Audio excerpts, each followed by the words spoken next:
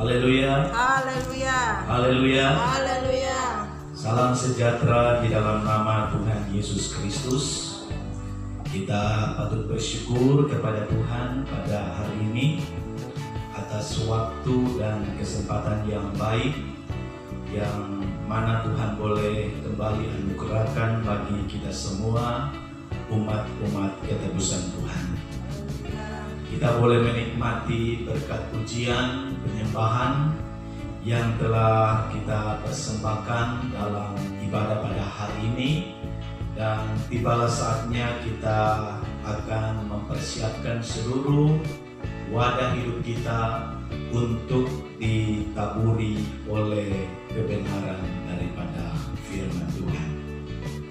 Firman Tuhan adalah merupakan dasar yang begitu kuat dalam hidup kita.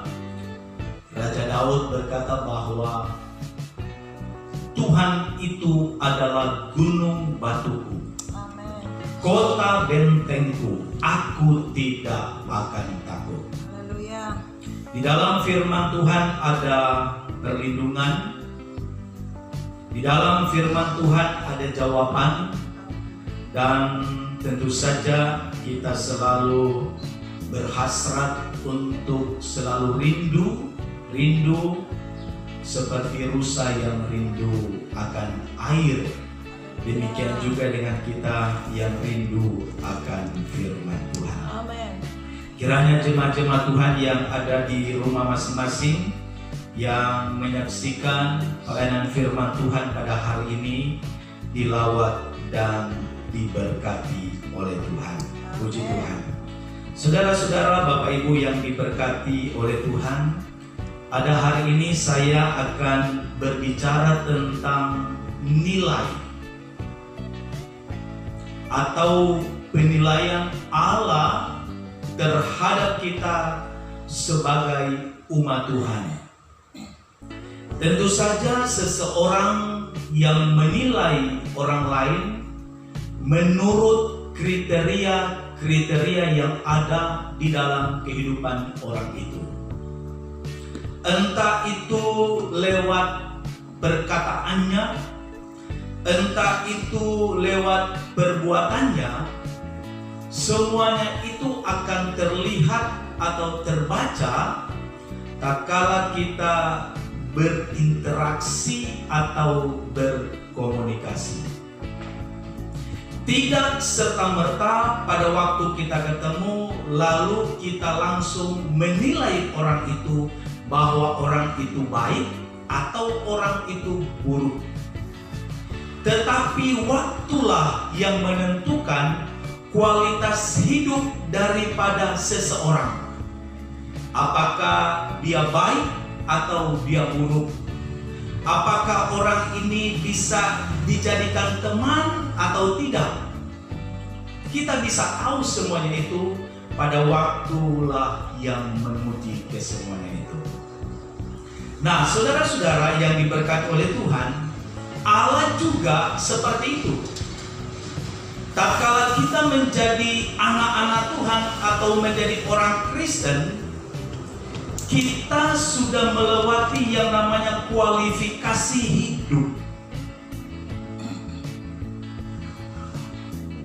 Kita tentu saja bahwa berharap bahwa hidup yang kita hidupi ini selalu berkenan kepada Tuhan. Karena perbedaannya, manusia yang menilai dengan Allah yang menilai itu sangat jauh.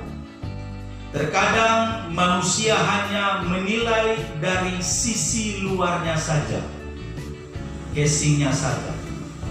Tetapi tidak demikian dengan Allah. Allah menilik atau Allah menilai kehidupan manusia itu sampai kedalaman hatinya. Pada waktu Nabi Samuel diperintahkan oleh Allah untuk pergi menemui Isai, karena Allah berkenan di antara sekian banyak daripada anak Isai itu ada seseorang yang menurut penilaian Allah berkenan di hatinya. ada satu figur atau satu individu atau satu pribadi yang berkenan di dalam penilaian yang daripada Tuhan. Nabi Samuel punya pandangan berbeda dengan pandangan Allah. Nabi Samuel punya penilaian yang berbeda dengan penilaian daripada Allah. Pada waktu Nabi Samuel menemui anak sulung daripada Isai, dia berkata bahwa inilah orang yang dipilih oleh Tuhan. Karena Nabi Samuel dia hanya melihat dari sisi luar. Badannya kekar, ya, berpenampilan hebat, seorang prajurit yang hebat. Tetapi pada waktu Nabi Samuel mengambil tabung untuk mengurapi, ya, anak sulung daripada Isai, Allah berfirman kepada Samuel bahwa bukan orang itu yang aku pilih. Ya. Terus hal ini berlanjut kepada anak-anak yang lain. Sehingga muncullah pertanyaan daripada Nabi Samuel kepada Isai, apakah hanya ini anak-anakmu? Maka Isai berkata, tidak demikian, tetapi masih ada satu orang. Dia sekarang ada di padang. Dia sedang menggembalakan kambing domba. Satu figur, satu pribadi yang masih sangat muda belia, yang belum berpengalaman di dalam peperangan dan lain sebagainya. Tetapi orang ini memiliki kriteria yang khusus dalam penilaian daripada Allah. Itulah Raja Daud. Ada penilaian yang khusus daripada Allah kepada Raja Daud, sehingga Allah berkenan kepada Daud. Sehingga Allah berfirman kepada Nabi Samuel, lantiklah karena orang ini berkenan kepadaku. Nah, saudara-saudara, di hari-hari yang sedang kita lalui, banyak orang yang sedang melihat kita. Banyak orang yang sedang menilai kita. Apakah kehidupan kita ini sudah sesuai dengan apa kata firman Allah atau tidak?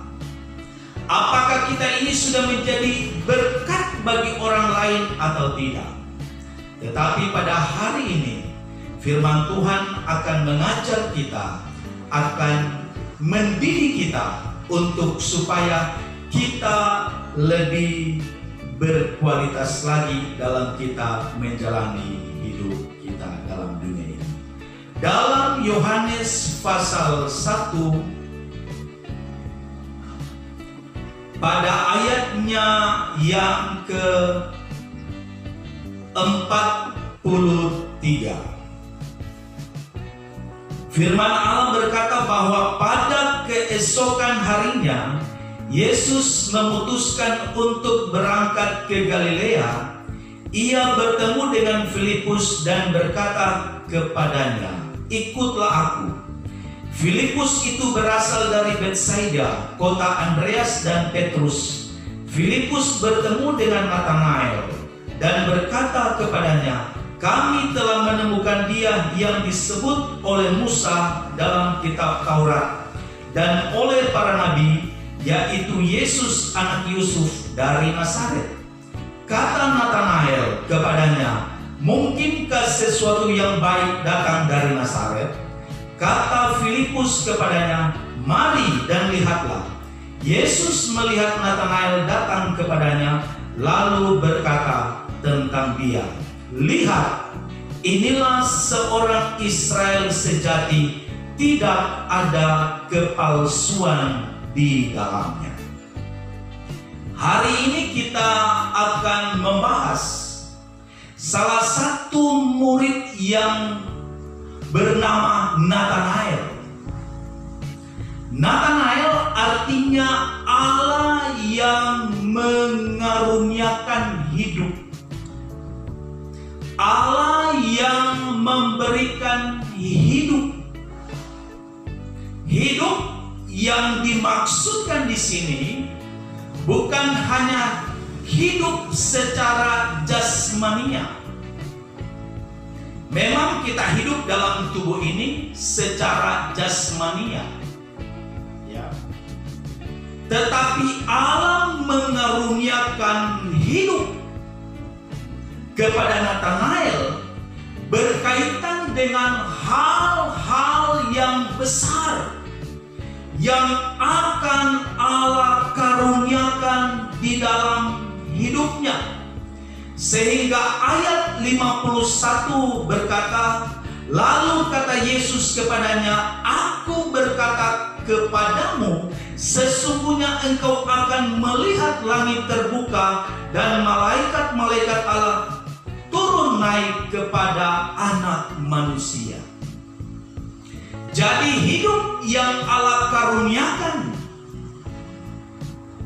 ya, kepada Nathanael adalah hidup yang ada kaitannya dengan kehidupan yang akan datang. Tentu saja untuk kita bisa menggapai atau mencapai kehidupan yang akan datang, yang begitu kaya dengan kekayaan surgawi atau kekayaan rohani, kita harus memiliki kriteria-kriteria yang sesuai dengan standar daripada Allah. Amin, jemaat. Amin. Anak-anak Tuhan harus memiliki kriteria-kriteria hidup yang berkualitas sesuai dengan standar daripada Allah. Nah, kita melihat satu contoh yang sedang kita bahas pada hari ini tentang Nathanael. Kenapa Nathanael berkenan di mata Tuhan? Kenapa Nathanael menarik perhatian daripada Yesus? Kenapa Nathanael mendorong hati daripada Yesus untuk menjadikan dia sebagai murid? Karena dalam penilaian Yesus Kristus, Nathanael memiliki kriteria-kriteria yang sesuai dengan standar daripada Allah. Standar daripada Allah ini selalu berbicara tentang kehidupan yang harus selalu dibaharui dari hari ke hari. Alkitab katakan demikian. Kehidupan yang terus selalu direstorasi dari hari ke hari, dari waktu ke waktu, sehingga kita bisa menemukan sesuatu yang indah, yang luar biasa daripada Tuhan. Orang yang tidak bergaul erat dengan Tuhan, orang yang tidak memahami isi hati Tuhan, orang yang tidak memahami isi daripada firman Tuhan, orang-orang itu tidak dikategorikan memenuhi standar daripada Allah. Sehingga predikat ini dikenakan kepada Nathanael. Dari keempat Injil, hanya Injil Yohanes yang menulis secara spesifik tentang siapa itu Nathanael. Dan firman Allah berkata bahwa Nathanael adalah Israel sejati. Kalau Nathanael mewakili Israel jasmani, maka kita sebagai anak-anak Tuhan juga boleh disebut sebagai Israel rohani yang sejati. Israel rohani yang sejati, sekali lagi saya ulangi bahwa Israel rohani yang sejati adalah Israel rohani yang memiliki kriteria yang menurut standar penilaian daripada Allah sangat baik dan sangat luar biasa. Dalam Roma pada pasalnya yang ke-9 kita melihat di sana tulisan daripada Rasul Paulus tentang Israel sejati, dikatakan di dalam ayatnya yang keempat. Sebab mereka adalah orang Israel, mereka telah diangkat menjadi anak, dan mereka telah menerima kemuliaan dan perjanjian-perjanjian dan hukum Taurat dan ibadah dan janji-janji. Israel jasmani adalah Israel yang telah diangkat oleh Allah untuk menjadi anaknya. Sebagai anak daripada Allah, tentu saja anak ini berhak menerima ahli waris. Dan ahli waris itu telah Allah sediakan kepada mereka pada waktu mereka bawa mereka ke tanah perjanjian. Itulah ahli waris mereka. Sesuai dengan janji kepada Abraham, Ishak dan Israel bahwa mereka akan menerima tanah perjanjian. Itulah tanah yang mereka diami sampai hari ini. Berbicara tentang hal-hal jasmani. Selanjutnya, Israel jasmani juga mereka menerima kemuliaan yang daripada Tuhan. Firman Allah berkata bahwa orang Israel itu adalah harta kekayaan yang dimiliki oleh Allah itu sendiri. Israel itu dipilih dari sekian bangsa-bangsa yang ada di dalam dunia. Diambil oleh Allah, dibentuk oleh Allah, dan diberikan kemuliaan oleh Allah. Dan kita bisa melihat bagaimana kejayaan, kemuliaan yang sangat luar biasa dianugerahkan oleh Allah kepada Israel secara jasmani. Selanjutnya, menerima perjanjian.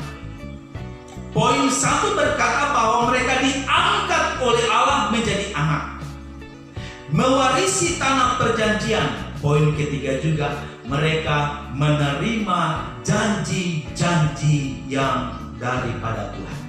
Apa itu janji-janji daripada Tuhan?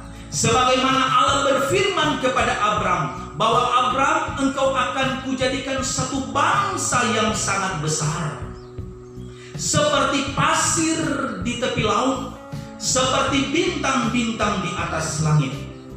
Itulah janji daripada Allah, menjadikan Israel suatu bangsa yang sangat besar.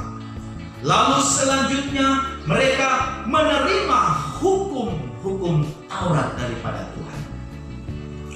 Ya, hanya Israel satu-satunya bangsa yang menerima hukum perjanjian Allah ini. Pada waktu Nabi Musa berada di Gunung Torsina, di sanalah Allah memberikan perjanjian hukum Taurat ini.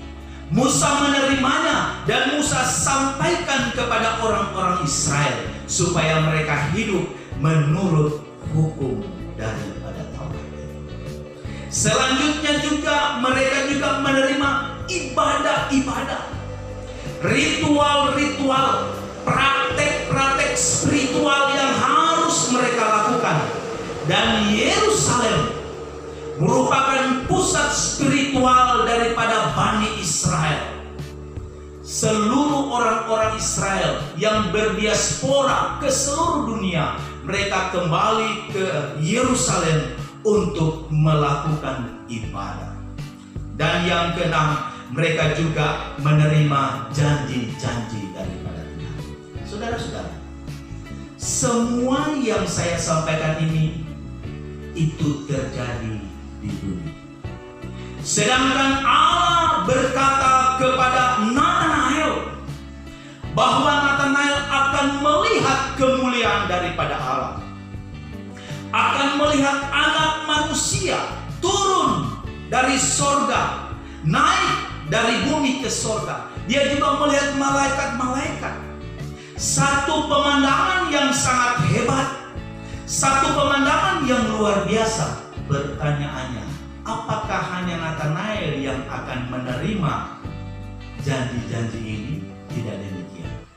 Saya dan saudara-saudara sebagai Israel rohani, kita juga telah diangkat oleh Yesus Kristus menjadi anaknya. Kita juga menerima kemuliaan daripada Kristus Yesus.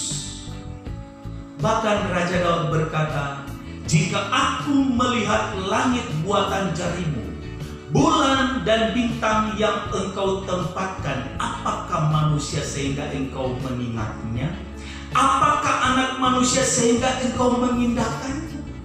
Namun engkau telah memahkotai dia dengan kemuliaan. Saudara-saudara, mahkota duri yang ada di kepala Yesus, mahkota itu ditanggalkan dan digantikan dengan mahkota kemuliaan.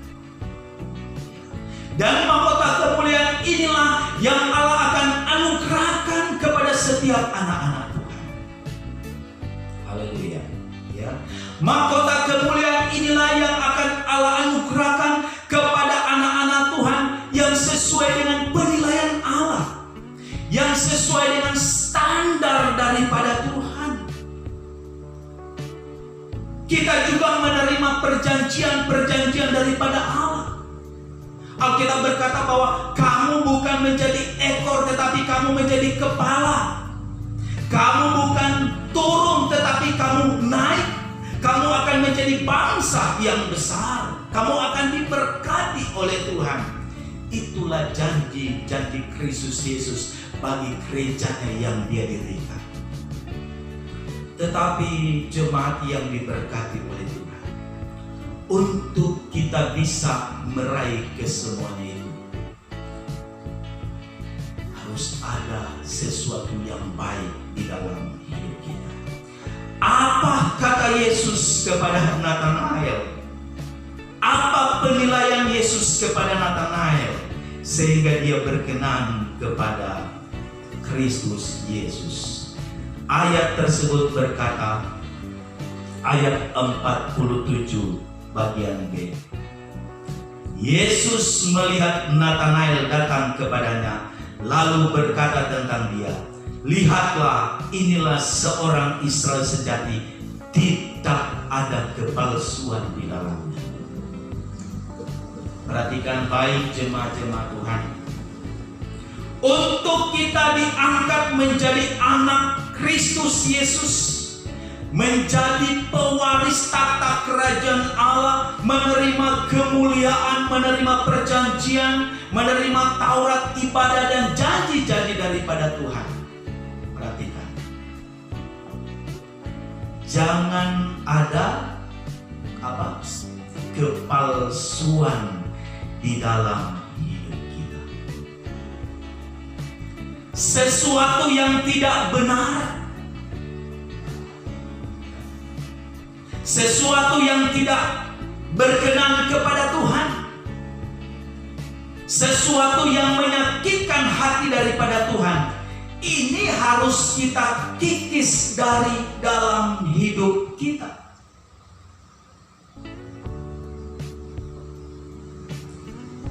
Dalam Roma pasal 12 ayatnya yang kedua berkata bahwa kamu jangan menjadi serupa dengan dunia ini, tetapi berubahlah. Harus berubah. Ada pembaharuan di dalam hidup kita.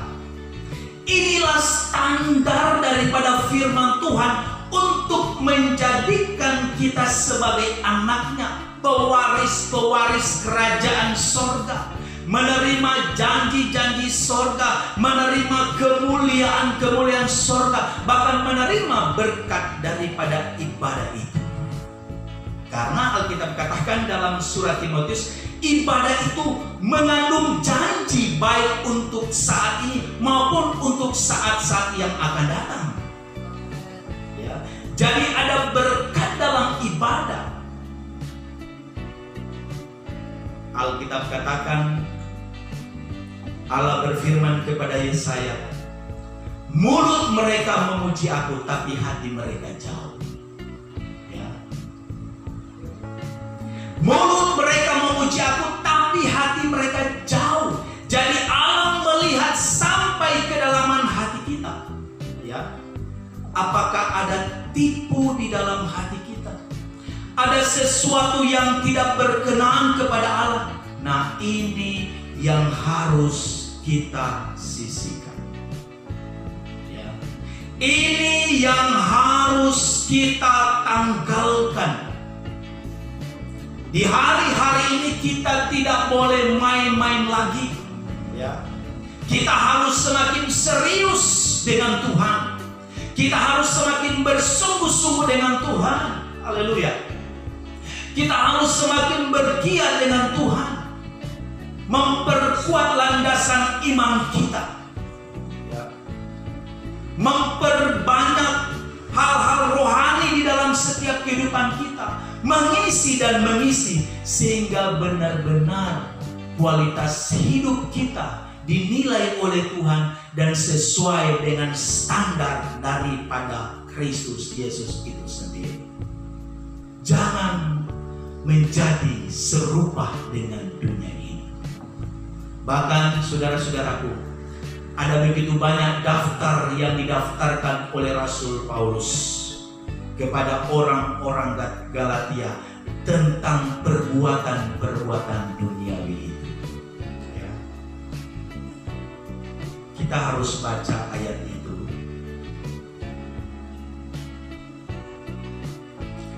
Dalam Galatia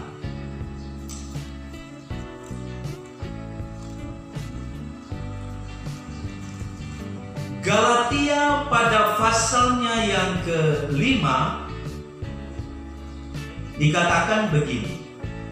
Perbuatan daging telah nyata, yaitu percabulan, kecemaran, hawa nafsu, penyembahan berhala, sihir, perseteruan, perselisihan, iri hati, amarah, kepentingan diri sendiri, percideraan, roh pemecah, kedengkian, kemabukan, pesta pora, dan sebagainya. Terhadap semuanya itu kuperingatkan kamu, seperti yang telah kubuat dahulu, bahwa barang siapa melakukan hal-hal yang demikian, ia tidak akan mendapat bagian di dalam kerajaan Allah. Kita kaitkan dengan penilaian Yesus terhadap Nathanael. Tidak mungkin Yesus berfirman kepada Nathanael atau berkata bahwa Nathanael akan melihat kemuliaan Allah, melihat anak manusia turun dari sorga, naik ke sorga, melihat malaikat-malaikat sorgawi, melihat pemandangan sorgawi. Tidak mungkin. Kalau kehidupan Nathanael masih seperti apa yang dikatakan oleh Galatia pasal 5 ayatnya yang ke-19. Itu artinya dalam Roma pasal 12 ayatnya yang kedua, jangan kamu menjadi serupa dengan dunia ini. Perbuatan daging itu percabulan, kecemaran, dan hawa nafsu. Ya. Lalu juga selanjutnya ada penyembahan berhala, sihir, perseteruan, perselisihan, iri hati, amarah, kepentingan diri sendiri. Saudara-saudara, rupanya ini yang lebih berbahaya dari corona. Ya. Perbuatan-perbuatan daging ini, perbuatan-perbuatan dunia ini lebih berbahaya daripada virus corona. Kalau virus corona ini hanya terjadi dalam dunia ini, ya. Tetapi kalau kita melakukan ini, saudara-saudaraku, melakukan virus ini, virus penyakit ini, yaitu perbuatan daging, bukan hanya di bumi, sampai di sana. kita ditolak oleh Kristus. Kita tidak akan melihat kemuliaan Allah. Kita tidak akan melihat sorga. Ya. Amin jemaat. Tidak akan. Ya. Kalau orang setia kepada Tuhan, lalu dia terpapar virus corona, lalu dia meninggal, dia setia sama Tuhan, dia bisa melihat di sana. Tapi orang yang terpapar corona di bumi, dia nggak setia, pemabuk, peminum, perokok, penjudi, pezina dan lain sebagainya. Waktu dia mati di bumi, mati juga di sana, masuk neraka. Ya, jadi saudara-saudara yang diberkati oleh Tuhan, kita perhatikan dengan sebaik-baiknya firman Tuhan hari ini, bahwa inilah yang membuat Allah senang kepada kita pada waktu kita hidup tidak serupa dengan dunia, meninggalkan segala perbuatan daging dan hidup sesuai dengan pola Allah, sesuai dengan standar Allah. Sebagai hamba Tuhan, saya ingatkan kembali kepada kita semua, mari di hari-hari ini kita praktekkan firman Tuhan dan kita melakukan firman Tuhan. Demikian firman Tuhan pada hari ini. Tuhan Yesus memberkati kita semua.